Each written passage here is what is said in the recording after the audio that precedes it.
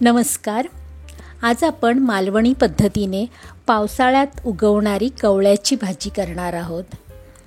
ही भाजी लाजाळूसारखी दिसते ना, ती फक्त पावसाळ्यात माळरानावर उगवते.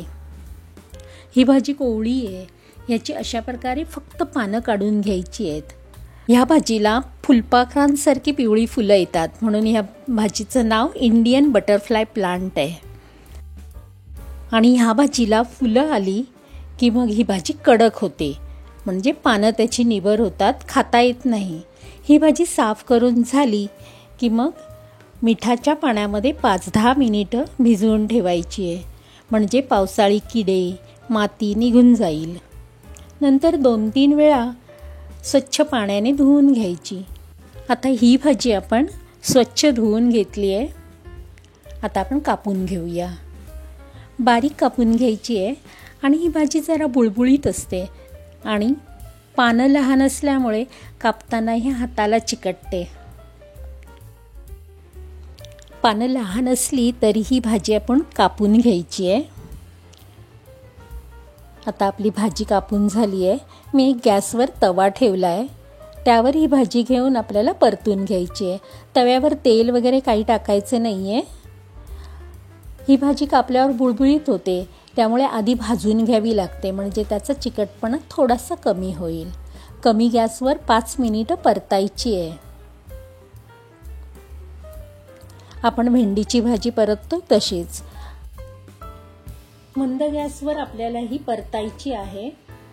पहा कशी चिकट होते. आता यामध्ये अर्धा चमचा आमचूर पावडर टाकूया, म्हणजे आपली भाजी थोडीशी सुटसुटीत होईल.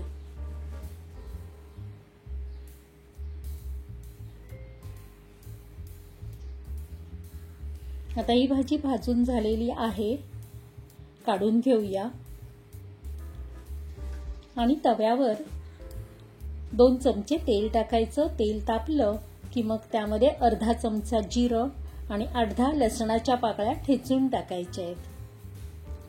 लसणाच्या पाकळ्या जराशा परतून नंतर मग 2 हिरव्या मिरच्या कापून टाकायच्या.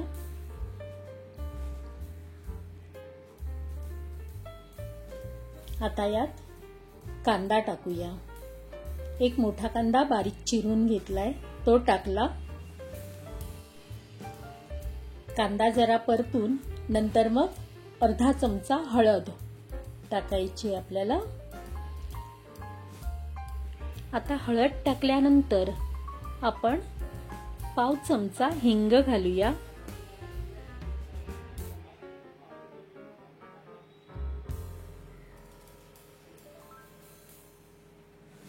आता हे सर्व परतून आणि कांदा नरम झाला की मग आपण त्यामध्ये मुगाची डाळ टाकायची आहे.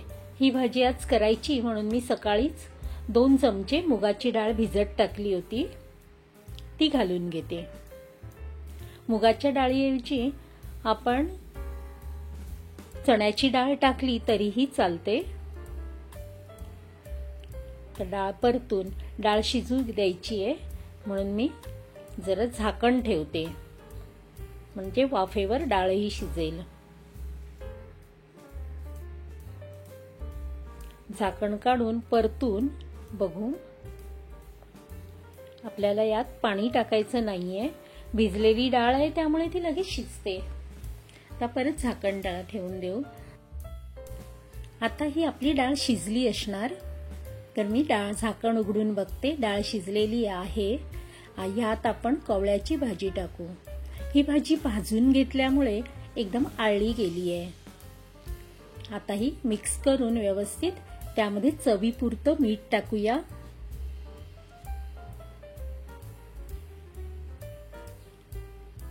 मीठ टाकून परतल्यावर ही थोडीशी बुळबुळीत लागते, त्यामुळे आपण 2 कोकम टाकूया. कोकमामुळे चवही छान लागते आणि भाजी जरा सुटसुटीत होईल, म्हणून याच्यावर 2च कोकम टाकायचे आहेत.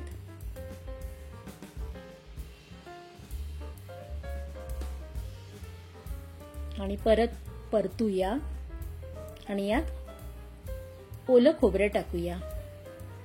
2 चमचे ओलं खोबरं टाकलं की जरा स्टर करून एखादं मिनिट वाफ द्यायची आहे. तशी आपली भाजी तर झालेली आहे, पण आपण 1 मिनिटच वाफ देऊ. आपली भाजी तयार झालेली आहे.